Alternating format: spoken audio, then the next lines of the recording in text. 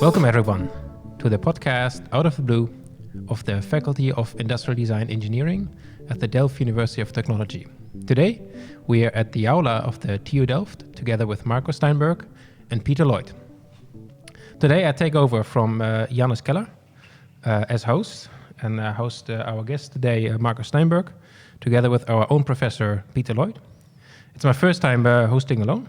Next to hosting Out of the Blue, I'm doing a PhD on organizational design. For this, I combine my backgrounds in design and organization studies, and this links nicely with the work of our guest today, Marco Steinberg. You're a strategic designer from Finland, former associate professor of the Harvard Design School, and former strategic design director at Citra, the Finnish Innovation Fund. Today, you are founder at Snowcone and Haystack, and you quote yourself as helping governments transform themselves to meet 21st century challenges. And you're here today because you are getting an honorary doctorate tomorrow. And Peter Lloyd, next to you, or next to me, is professor of integrated design methodology from our own TU Delft. And you are the honorary promoter. So before I was preparing for this interview, I was wondering actually what is an honorary doctorate? So maybe for the viewers, Peter, could you explain what an honorary doctorate is? So an honorary doctorate is a way for a university to recognize a person of great achievement, basically. It's a mechanism by which we can bestow a qualification on someone for the work that they've done. And we've chosen Marco especially, partly for expanding the discipline of design into strategic design, but also because he's a practitioner of strategic design and a leading practitioner of strategic design. So he's a great example for us to choose to work with in the future, to establish relationships with, but also to work out what that future is and how our students can benefit from Marco's experience. All right, great. So we learned that to get an honorary doctorate, you have to be really good at the work that you're doing. So let's talk about a bit about the work that you've done that actually got you that honorary doctorate. So you introduced this link between design and strategy. And so one of the first questions then is, why strategic design? It's a very good question. There's always a long answer and a short answer. And the short answer is that it's the application of design to create for strategic purposes. And I think a lot of the things we see in society today, whether it's products or services, at the macro level, aren't really creating a change necessarily. There are lots of the things we do are fundamentally process improvement. Is how do we take the given context and improve within those boundaries? And so what we were very interested in was how do you use design to actually expand those boundaries, to rethink how we're delivering health, rethink how we're thinking about education. So it has a very strategic purpose. The other thing, not to complicate this conversation, is that when I started getting into this arena, so to speak, I was doing a lot of work in healthcare. And ultimately, the work of healthcare or of any kind of complex issue is the ability to connect many different things, things that usually exist in different domains of knowledge or different communities. So some of the words we were using revolved around systems thinking, systems approach. And I was at Harvard at the time, and we have the other school down the street called MIT. And so there's a lot of engineers around. And I kept learning every day that there is a different application of the word systems. There's systems engineering, there's engineering systems, and then it gets more and more complicated. And it felt like the term systems was so loaded that we wanted to foreground actually what we were doing, which was design. So we actually spent a bit of time having a conversation within the team. How do we call what we're doing? And so this seemed to describe its best ability, this application of design for strategic purposes. Okay, and so I'm teaching strategic design, and I mean the students they know their design from the bachelor, and they enter the master, and they have to do strategic design, and a lot of times they struggle seeing if their design is actually strategic. So how should students or practicing designers know if a design actually is strategic? It's a bit of a chicken and egg question. I mean, a lot of it is contextual. So what's your frame of reference? So, within a certain context, something might be quite strategic. It may shift, but when looked at a larger lens, it really doesn't change much. I might make a decision about what I want to eat for dinner, and it might be a huge shift that evening. But in broader context of my health and nutrition, one dinner is not going to change much. So that's maybe not the best of examples, yeah. but all I'm trying to say is depends on your reference and the scale at which you're looking at it. So I think it's one of those things that one begins to understand through a dialogue and a back and forth. I think there's also a future orientation to the thing that you're working on. So you're thinking, and perhaps a kind of more system-related orientation. So you're thinking of not just the future all designers are thinking about the future, but thinking about sort of complex future possibilities and how to align those and, what relationships to make in order to make those things happen. Yeah, I think thanks for bringing it up, because I think that's actually a very critical element of this conversation. And so I meet a lot of politicians and decision makers, and frequently the conversation in politics, not to overgeneralize, but starts with the notion that this is the world we have. What can we do with the given boxes, so to speak? And I think a lot of what we need to do today is actually to imagine what are the new things we need to create that don't exist and don't necessarily logically come out of this. Otherwise, you're boxing yourself in. Yeah, and then you're basically saying that what you've done in the past will dictate what you can do in the future, and we know what that path where it will take us. Yeah, and so for designers that want to do more strategic design, what are the things that they actually need to learn? It's a complicated conversation, right? Because we're on this cusp of coming out of fairly well-established disciplines. So I come from an architecture background. It's fairly well-established industrial design, and so in a way, the material that you're shaping, if you want to think of design as an act of shaping, in architecture is quite clear. In industrial design is quite clear. When you get strategic, there are new domains, right? So I find myself, especially in the early days of this, that I had to read a lot up on medicine, on law, on investment and financial logics, because the materials you're trying to shape is the logic of how money flows and how laws enable or prevent new opportunities from emerging. And then, I don't want to, this is maybe something we can talk a little bit later on, but it begs the question, how should we teach our students? Should students be taught everything from law to, macroeconomics, and the question of specialization, if that's relevant? Yeah. And I think you talk a lot about teamwork, the importance of teamwork, the importance of getting the most out of teams, and that the educational system perhaps should be more based on that. I mean, it is already in IDE. I think that's collaboration, teamwork is a fundamental point of what the students learn, but that's an element that I think you work with a lot, is creating the right teams with the right people, with the right information, with the right activities. Exactly. So I find more and more the work of design is actually creating the preconditions for new things to emerge, and it has to do with how do you connect different capacities together. So getting to your question, what should students learn? I think the simple answer is enough from different domains to understand what it tastes like, but not to be an expert. So that when you do bring a table of people who have an economic or business background, you know how to engage and ask questions, but the expertise then resides in them. Yeah. And actually, to come back to your first question, why do we honour our doctorates? I mean, we really do honour them. So I'm doing a laudation tomorrow. So you're lauding Marco.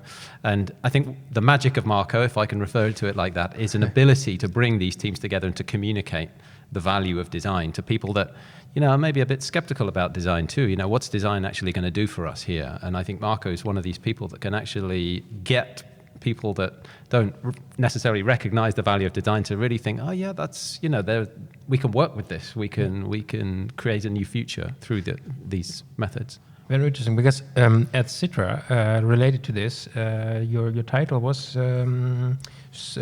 Director of strategic design capability? No, just strategic design. I'm sorry. No, that's okay. So, because one of the things that I also, in my research about design organizations and capability for design, I wonder is, because the design is not just in one designer. In order to do good strategic design, I guess you also need an organization that is capable of design. What does that mean? Absolutely. So we were talking a little bit about this earlier on. I'll give you the shorthand version of the evolution in terms of how my career has progressed, but I think it's illustrative of, I think, how the conversation about design happens too. So generally it starts with, ooh, I like that shiny object. I like that new product, that new building. And then people get interested, well, how did you make that happen? So then there's a conversation about a process that makes the shiny thing happen. And then, especially when you get into organizations, is the question of what's the nature of the organization that's capable of running these kinds of processes that can lead to these kinds of new solutions. And that's where you then get to this sort of question, and it cannot be a matter of residing in a couple people. Rather, you get really at the core of what does 21st century work look like, and how do we design the way we work to be better aligned with the nature of the world. And this is, it's pretty basic stuff at the end of the day, but it's being really, really almostly obsessive about how you curate teamwork. What do you mean with that? Curate teamwork? Curate. So how do you make decisions? You know, like if I'm hosting a dinner event, I'll think very carefully, not just about who might be coming, but who might want to sit next to each other, and what kind of food to serve, and how to create the right conditions, and so on. And a lot of this stuff is the tiny details. There's this funny expression, not funny expression, but an expression, death by 1,000 cuts. I think there's the kind of opposite idea that you add up 1,000 details to make something very positive happen. It's like the art of hosting. I'll give you a quick example. I had some colleagues, I won't mention what country because then they'll go like, oh, I know that. Trying to get some very important stakeholders together. And it was a process that took like a year to make some really big decisions. And then they put them, when they finally got everybody's agenda to align, into a basement room with no windows. And the mood in the room went within 2 minutes off, right? So a lot of political capital, social capital is used to make this happen, and you haven't curated the meeting and the coming together of people, by which then you lose the opportunity. So there's actually also a design process in meetings, a design process in which room do we use, how to have what kind of work? Not to become obsessive, no, but to be cognizant that this is part of the material that shapes how people behave. And to get the best out of people too. Mm-hmm. I think, managing a day of activity or a week of activity, Marco holds studios over a week, to think about the highs and the lows, and when people are going to need the information, and when to go outside and when to look at information. Those things are that sounds almost really like important. The designer becomes, in the good sense, a manager. Well, that's an interesting question, right? We've had this idea of what management is in organizations. And for me, design is a different leadership model. And so in that sense, when you think of it in organizations, it's about how do you lead people, and let's use the word manage, but how do you manage people? Because I'm a bit hesitant to use the word manage because I don't like the connotation of managing people. Let's say facilitator. Facilitator or whatever. Facilitator of work. I think we know what we're talking about. Yeah. But basically is to think, design is a different leadership model. Yeah. And I also think it's about creativity, though. In a sense, you're giving permission for people to be creative, too. I think management is maybe seen as a more analytical process somehow.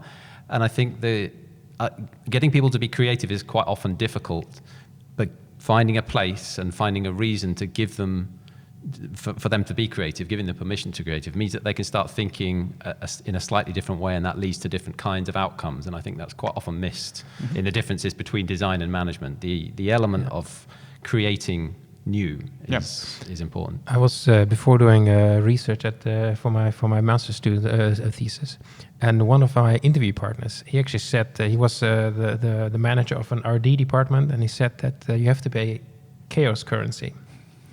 What he meant with that is that in order to let innovation happen, you need to allow for a bit of chaos. and that's sort of say you deposit chaos currency, and then you get some innovation back because you don't know where things go, and unless you allow for a bit of chaos, a bit of unplanned things, nothing new can really happen. Yep. So Yeah. So now we are very much focused on organizations, one organization, strategic organization, etc. But next to your strategic design, you also tackle questions of policy. And so what I found on your website was something about, it became clear to me that real innovation was going to happen by challenging the current categories, not by working within them. Can you explain that to the viewers? We see the world and conditioned very much by how we structure what we're seeing. It could be language, how we refer to things, how we draw things, right? Basically, all those things create relationships. And so let me just give you a quick example. We'll use categories as a way to make sense, because otherwise the world's too complex, right? So we'll talk about aging people or aging economies and so on. So the term around old or age, it's a construct. It's a social construct, right? I know people who are young but are really old. Yeah. And I know people who are very old but are very young. So is this category quite helpful or not for us, right? So if we forgot the terms that relate to people's ages, and we thought about people in terms of abilities, for example, we would notice that there are some very young people, some sort of mid-aged people, and some older people that actually share traits in common. So you would create a new, almost like geography, a new boundary, and a new category through that. And so sometimes when you're looking at problems, you're looking at through the same logic, and it's hard to look at a problem through, to quote other people, through the logic that created the problem. Yeah. So let's change that logic. Yeah. Let's change how we talk about things. Yeah. And that can frequently sort of help. So I'll just give you another example. When we were in government in Finland, we were looking at rethinking school systems, and our entry point to that was 16-year-old boys who drop out.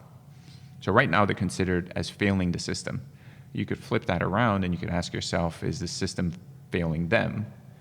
And by rethinking how you frame the issue, you actually see them as lead users, not as lagging dropouts. Like if we could design a school system to serve their needs, we would make a better one for everybody else.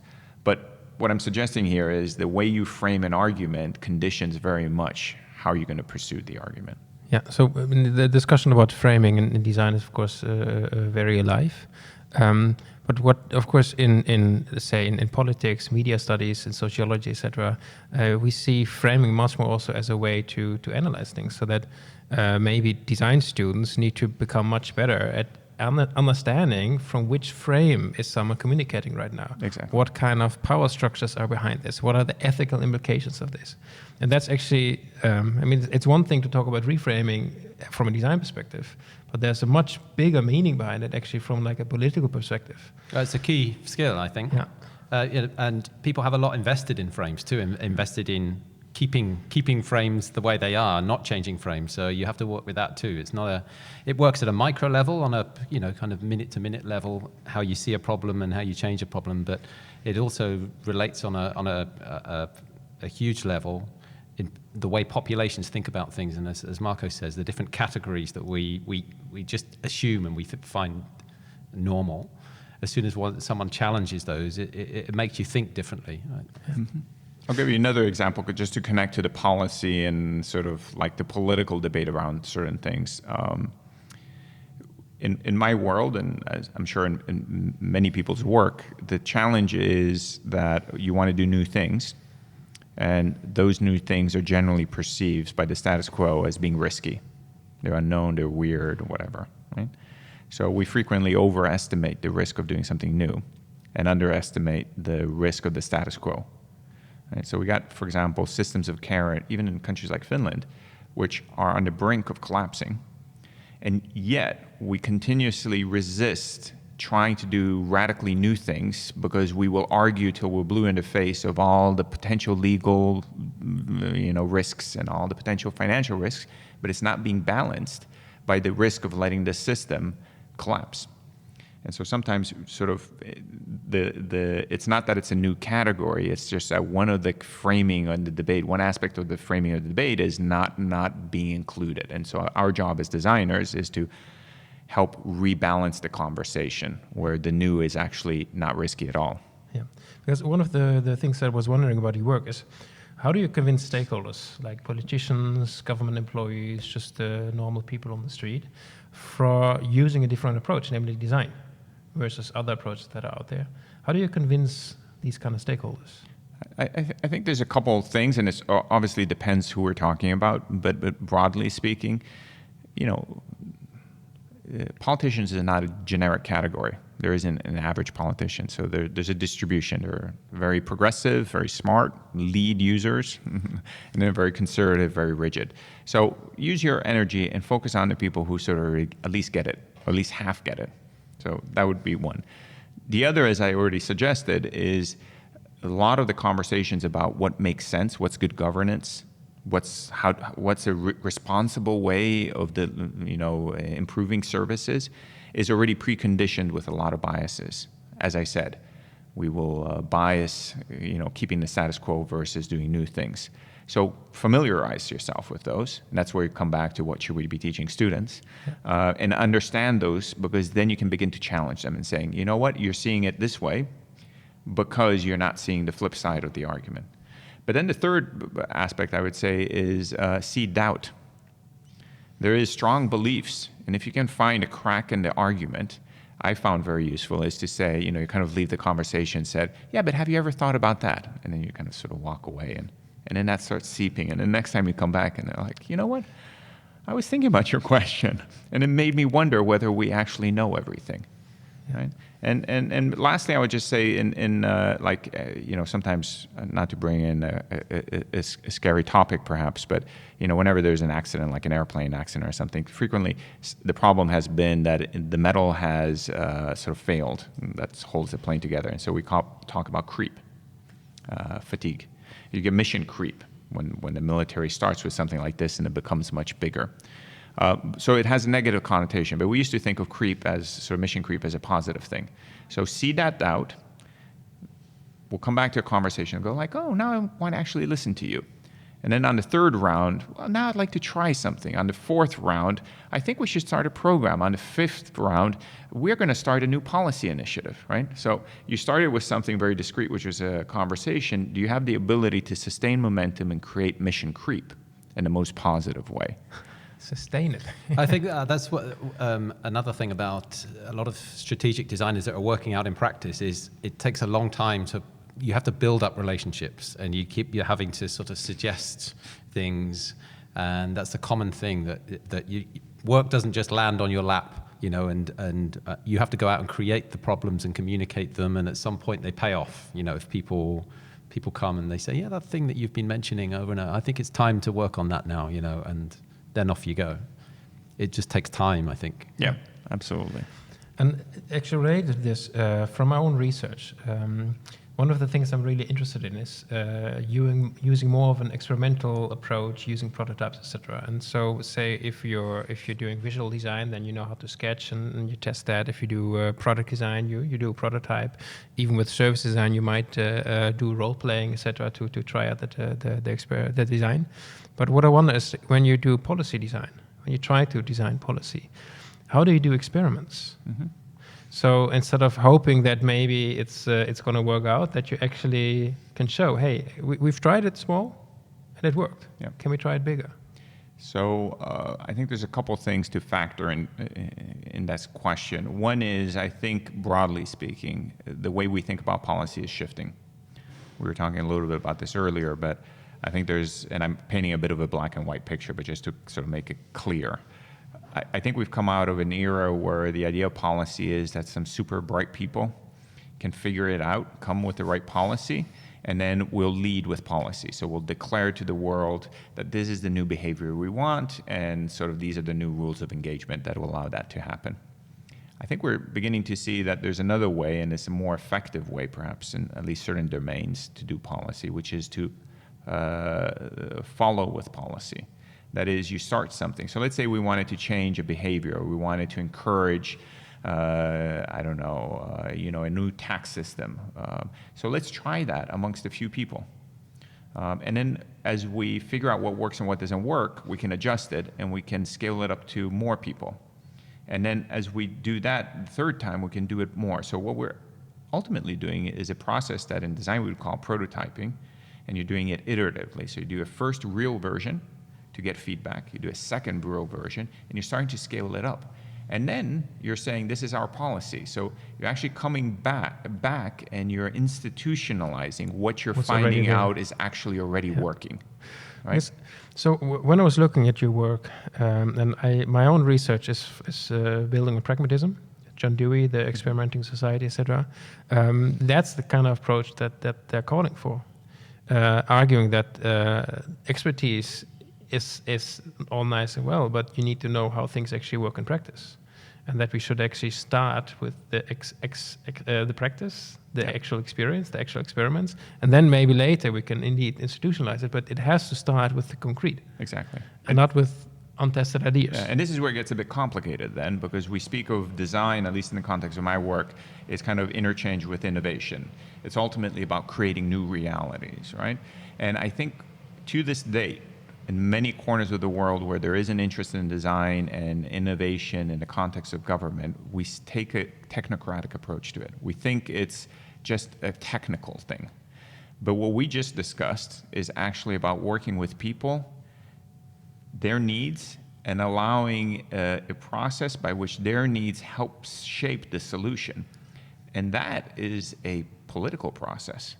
It's about finding out not just technically what works, but what's the need, and there's a very strong ideological aspect to this. So I think a lot of the work is also challenging the way we structure how we govern society, where the politicians come up with the ideological bit, and where civil servants, are the technical executioners of that, and where citizens are the recipient of that.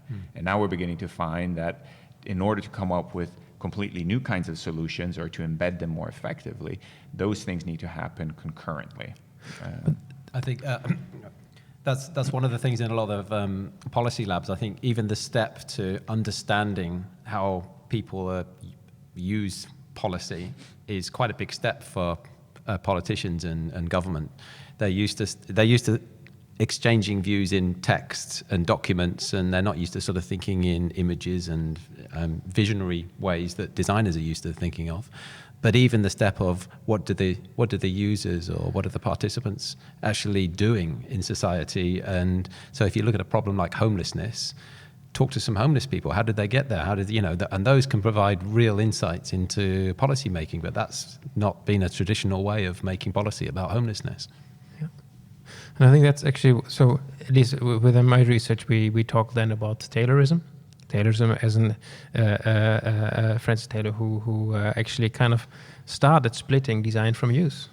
That you as a manager know better than the employee how the work's supposed to be done. So I design your work, you do the work.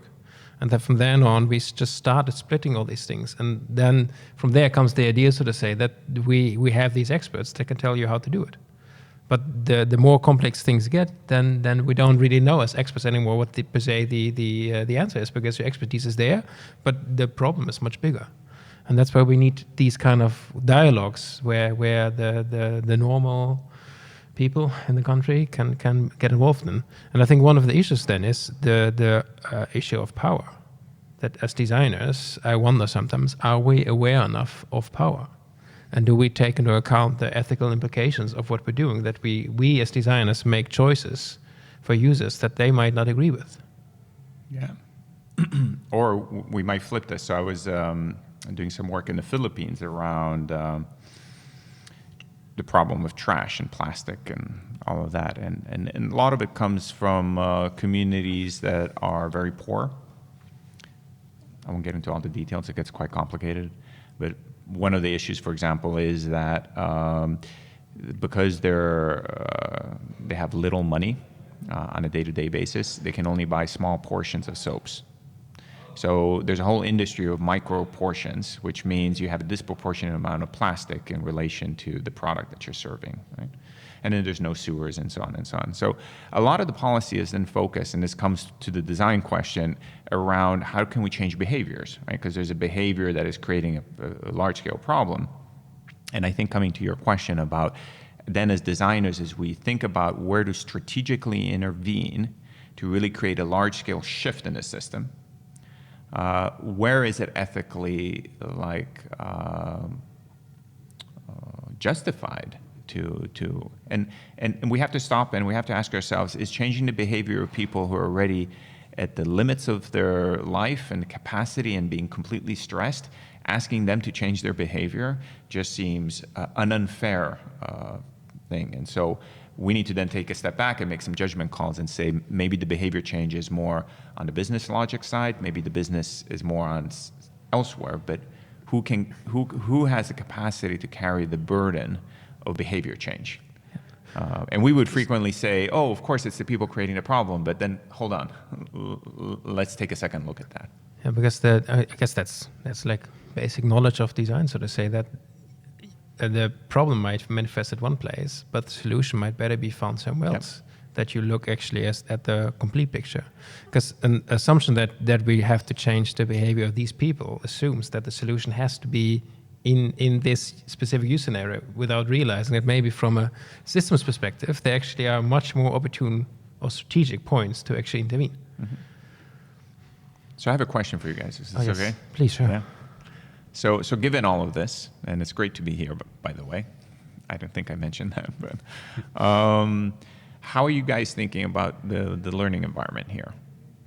Because what we are sketching out here in terms of a conversation deviates a bit from how we've thought about, specialization and all of that stuff. I think having worked in a few different design schools, I think one of the real features of Delft is that we are creating a more strategic kind of designer, and I think that's beginning to get into the DNA of the faculty. I think you can see it if you go and walk around the faculty. You can see a slightly different way of working. You can see a lot of conceptual thinking going on, and we're working on a bachelor revision now, revising the bachelors to try and include more system-based approaches, looking at complexity, looking at more social problems. So I think we're beginning to feed those ideas into the new curriculum, and I think Delft is one of the leading places for that. But I think, as you described, changing organizations is really hard. And if you're used to teaching a certain set of subjects that relate to design, then changing to teach new subjects is quite difficult. Yeah. You need new abilities and capacities. You need new people. You need people like yourself coming in and telling us what the cutting edge practices are. So it's difficult, but I think Delft is one of the key places that are beginning to change to teach those things. Yeah, and like from my perspective as organizational design, of course it's one thing that the individual teachers know how to do this. It's another thing that the students learn this, but it's also another thing that the faculty actually learns this. Because behind every class, there's all these other kind of processes, all these kind of other knowledge. There's research areas people are invested in, etc. What we talked about framing before. So there's a lot of things that need to happen. But I think one of the things that I really would wish for the students to become aware or more aware of is the framing that they already are just swallowing, just accepting. That the client comes and says, I want this, and then, okay, yeah, we will do that. No, they have to learn that there's not just strategic design, but there's also an ethical dimension to strategic design. And finding ways to, how can we create value beyond the financial value? Yeah. And that requires really good design. So there's clearly this value aspect of it. But we were also talking earlier about teamwork. I've had, because I used to teach, an experience around that. But I'm curious to say, have you cracked the nut around how you promote teamwork?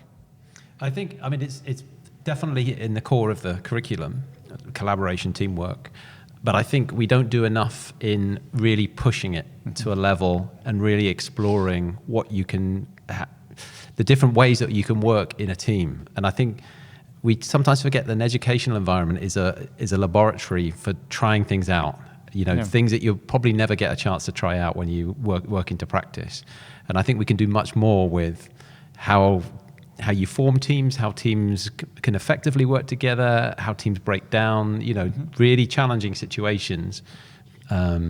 Create those as learning experiences for students to take with them. Because I think I sometimes have the feeling that they graduate and they've had this sort of educational experience and they've kind of worked in teams and it's all quite familiar at the end of it. I don't think we challenge students in team working aspects enough. So what I like to do when I do coaching is that at the end of every session, I ask the students, how could we do it better next time? Mm-hmm. Just a small question, but it just allows them to kind of like step out of the frame that they're in right now, the way that they think about this. And it also opens up the conversation a bit about how things are going. Yep. Yep. And what I try to do, if they have a problem in the group, that I try to help them solve it themselves. But I also tell them, down the line, 5 years later, I'm not going to be there. Mm-hmm. So you can't rely on me solving this problem. Yep. But I can help you learn how to deal with this problem. So let's try to figure this out. Well, I think that connects nicely to what you were saying. And I think we do all forget, even when I was teaching, that the school is a great laboratory. And rarely in life do you have the opportunity to stop for 3-4 years and learn, but also experiment. And so how do you engage that? The reason I'm talking about collaboration is also because, and I hope if anybody of my colleagues from Harvard are listening to this, that they will forgive me, because I say this out of true love and appreciation for that institution. But we had this problem, which is, how do you grade collaboration? And I remember we were talking about, well, look, the world is going in a direction where collaboration, buildings aren't done by single people. They're done by teams. Trying to rethink and reimagine what health systems might be is going to require teams. So 21st century sort of way of working is going to have teamwork. So how do we foster it? And ultimately, if we believe in it, how do we grade it? And I remember having this debate on the faculty meeting about it. And no one, because at the end of the day, people say like, yeah, but what did that person do? And maybe that person didn't work as hard. And so how do we know? And so it ended up, because we couldn't figure out how to grade a team, that then teamwork was not being promoted. I'm being a bit reductive here. But I think it's a wider problem within universities, in the sense, if you, as a member of staff, if you want to be promoted, you have your CV, you have an academic CV, but virtually all the projects that you have on your CV are team projects. Mm-hmm. But you're saying, these are my projects. Exactly. And that's the way that you get promoted. So it's all down to your individual achievement. You apply for a £2 million grant, you get the money, you put it on your CV, you get promoted. But maybe you didn't do so much. Maybe you relied on a really good administration, and we haven't found a way of valuing that. I don't think. I mean, and it's fundamental to how universities work. Yep. So I think it's fundamental to how organizations work. That at the end, trying to put everything in numbers, really fundamentally at the edges, doesn't really work. Like at the end of the day, who's really going to say that the TU Delft is really good because this one person? It's collaboration. It's much more. Well, I've been here today. I can say it's really good. Yeah. All right. We are coming to the end of the podcast. And before we end, though, I would like to ask a last question. After everything that you've learned so far in your life, what advice would you like to give yourself for when you were a student? So imagine that you could go back in time, or imagine that you would have our students from today. What advice would you give them? Practical. Run. Run fast. Bite hard and run fast. So you might imagine I'm saying, run away, but I'm just saying do this and just go very fast. Because, and I think this is a question that we can pick up at some other point, but I think there is a domain of knowledge that needs to be created, a practice, a craft that needs to be built, and the academic institutions have a great role in making that happen. But stuff is happening right now as we speak, and we need designers and a new design capacity there. So one of the best ways to learn and participate is to get involved in as many things as possible, and to use those, going back to our kind of experimental mindset, as a way to learn while you're doing. And so not to hesitate. And in fact, because there isn't an established profession quite yet around this stuff, you will become believable by the things that you've actually experienced and done. And so for students who are interested in doing this, see if you can work for government, do a summer job here, get involved in grassroots initiatives, do as many things as possible and run as fast as you can. All right, on that note, we're going to end. Thank you, Peter. Thank you, for Frithjof. your presence here. Thank you, Marco. Thank you, for guys. your presence here. And thank you, viewers. See you next time.